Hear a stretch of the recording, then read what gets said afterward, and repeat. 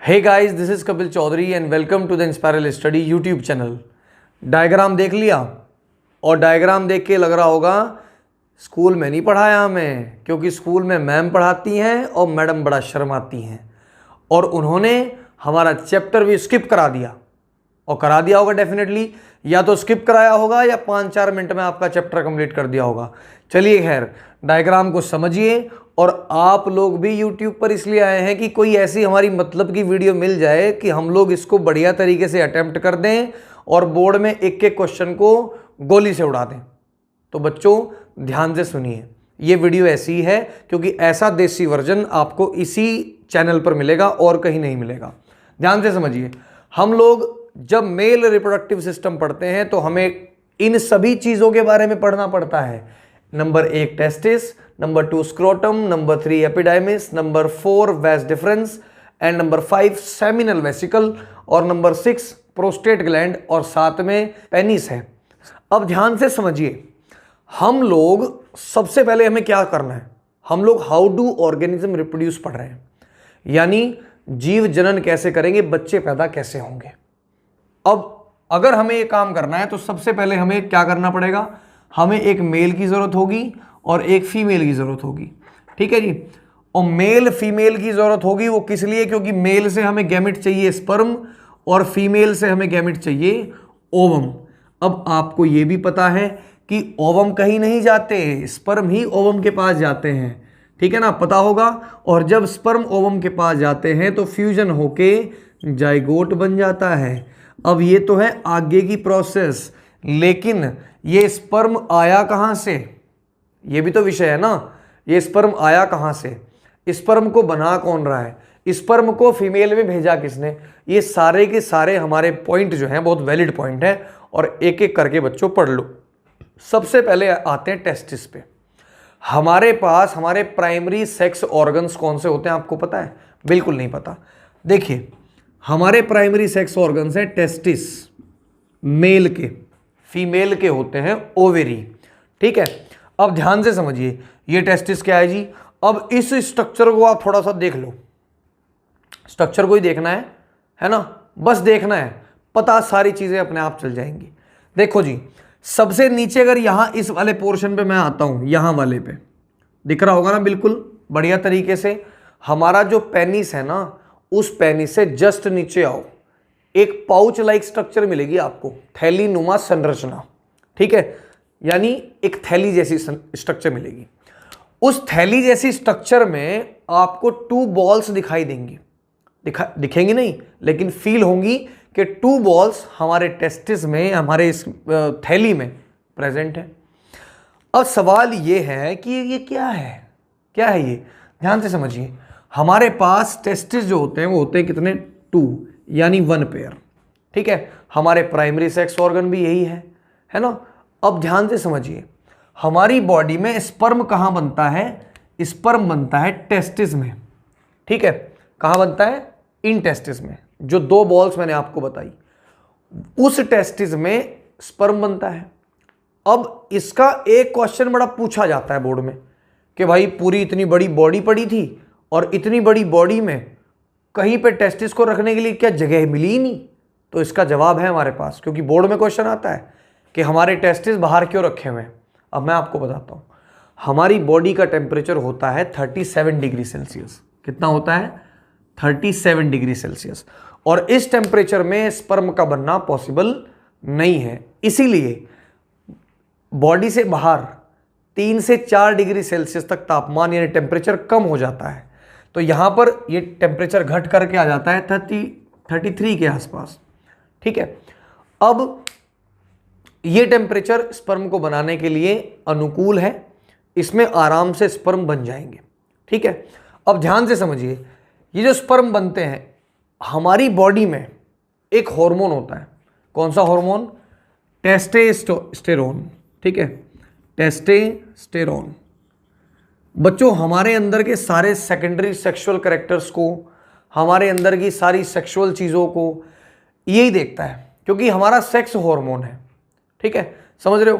तो हमारी बॉडी के अंदर स्पर्म को बनाने का काम भी इसे ही दिया गया है, क्योंकि ये हार्मोन आपका पिट्यूटरी से कनेक्टेड है, पिट्यूटरी को कंट्रोल कर रही है और पिट्यूटरी को आगे हाइपोथैलेमस कंट्रोल कर रहा है। तो यहां पे ध्यान दीजिए, टेस्टोस्टेरोन हमारे अंदर जो स्पर्म वगैरह बनते हैं उनको भी मैनेज करता है, बनना है नहीं बनना है, कितना बनना है।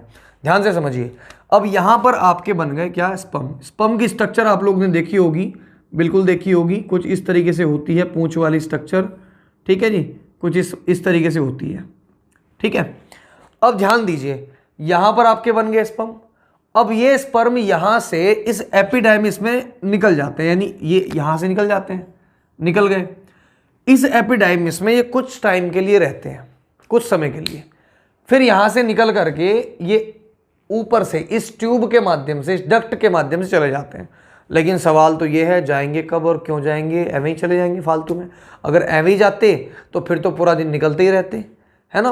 अब ध्यान से समझिए मेरी बात बच्चों, हमारे पास जो टेस्टोस्टेरोन हार्मोन है, ये हार्मोन एक उत्तेजित होने वाला, एक्साइटमेंट इसमें आ जाती है, एक्साइटेड होने वाला ये एक हार्मोन है। मतलब कि हम लोग अगर अपने पेनिस का मूवमेंट करते हैं, है ना, इसको आगे पीछे करते हैं, है ना, तो हमारी बॉडी में एक अलग सी एक्साइटमेंट जनरेट होती है और इस टेस्टोस्टेरोन ये एक्टिव हो जाता है तुरंत, और यहां से तुरंत मैसेज फॉरवर्ड होता है कि अब जो है बाहर हमें स्पर्म भेजने हैं।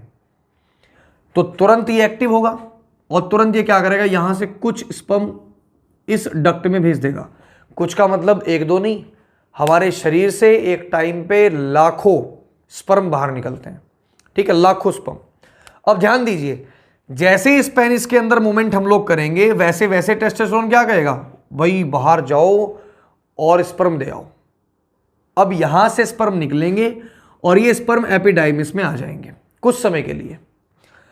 अब यहां पर ये एपिडाइमिस इसको कुछ समय के लिए स्टोर करेगा और स्टोर करने के बाद इसको नरिशमेंट भी देगा ताकि ये मरे ना। अब अगर यहां से ये बाहर निकलता है, देखो निकल गया, अब ये निकलेगा किसमें, वैस डिफरेंस, यानी कि स्पर्म डक्ट, यानी टेस्टिस से स्पर्म को ले जाने वाली जो डक्ट है उसको हम लोग वैस डिफरेंस कहते हैं, ठीक है। अब यहां से ये चल फिर के यहां आ जाएगा, ठीक है, यहां तक आ जाएगा। इस समय जिस टाइम स्पर्म टेस्टिस से निकल रहा होगा उस टाइम आपकी बॉडी में एक अलग सी ही एक रिएक्शन होगी, एक अलग सी एक्साइटमेंट होगी, ठीक है ना। गांव में कह देते हैं कीड़ी सी चलती है, ठीक है जी। उसके बाद में यहां पर ये पहुंच गया। अब यहां पर आ गया सेमिनल वेसिकल।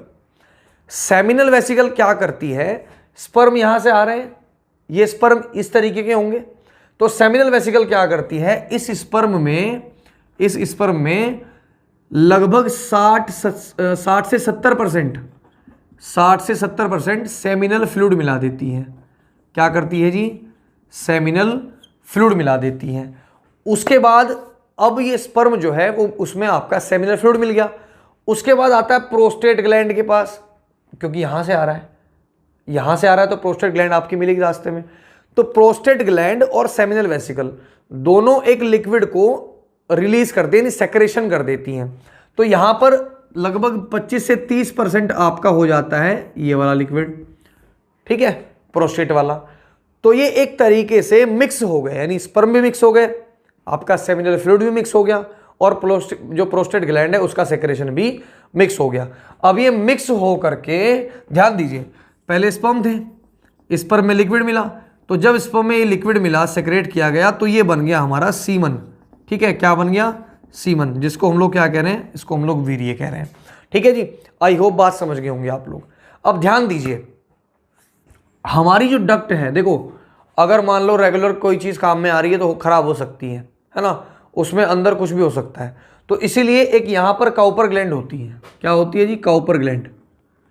उस काउपर ग्लैंड का क्या काम है, जब ये स्पर्म यहां से आ रहे होते हैं अपने ट्यूब से, तो यहां से एक लिक्विड ये रिलीज कर देती है, पानी चिपचिपा पानी सा थोड़ा सा, ठीक है। तो वो यहां से आपका इससे निकल जाता है, जिससे कि ये रास्ता स्मूथ हो जाता है, साफ हो जाता है, यानी बीच में अगर कोई कचरा वचरा होगा तो वो निकल जाता है, ठीक है। तो उसके बाद ये स्पर्म जो है स्मूथली यहाँ पे आ जाते हैं। अब ये वाली स्ट्रक्चर जो है, ये वाली जो स्ट्रक्चर है पेनिस, ये पेनिस जो है सेक्सुअल एक्साइटमेंट के टाइम पर इरेक्ट हो जाता है, सीधा हो जाता है, जिससे कि हम फीमेल बॉडी में, फीमेल वजाइना में हम अपने स्पर्म को पहुंचा सकें। हमारी बॉडी है, हमारा यानी पेनिस अगर फीमेल बॉडी में, वजाइना में स्पर्म को पहुंचा के आ रहा है तो उस प्रोसेस को हम लोग कॉप्यूलेशन कहते हैं। ठीक है, अगर वो पेनिस उस फीमेल बॉडी में, वजाइना में स्पर्म डाल देता है, उसको कहते हैं इंसेमिनेशन। अब हम लोग वन बाय वन सीखते हैं। टेस्टिस क्या काम करते हैं? पहली बात तो ये दो होते हैं और ये स्पर्म का फॉर्मेशन करते हैं। किसके कहने पर? टेस्टोस्टेरोन के कहने पर। ठीक है, स्क्रोटम क्या होता है? देखिए, ये टेस्टिस इस थैली में है, ये पाउच मैंने अभी आपको बताया था ना, इस थैली को हम स्क्रोटम कहते हैं, यानी टेस्टिस का घर, जहां पे टेस्टिस रुकते हैं। ठीक है, उसके बाद एपिडाइमिस। एपिडाइमिस ये एक तरीके से एक स्ट्रक्चर है जो स्पर्म को न्यूट्रिशन देने का काम कर रही है और इसमें टेम्परेरीली ये स्टोर भी रहते हैं। उसके बाद में वेस डिफरेंस, जो स्पर्म को टेस्टिस से और आपके यूरेथ्रा तक लेके आ रही है। ठीक है, वो डक्ट। सेमिनल वेसिकल जो कि फ्लूइड रिलीज करती है, जो आगे जाकर के स्पर्म में लिक्विड मिल करके सीमन बनाता है। सेम वही काम प्रोस्टेट ग्लैंड भी कर रही है, ये भी अपना एक लिक्विड देती है।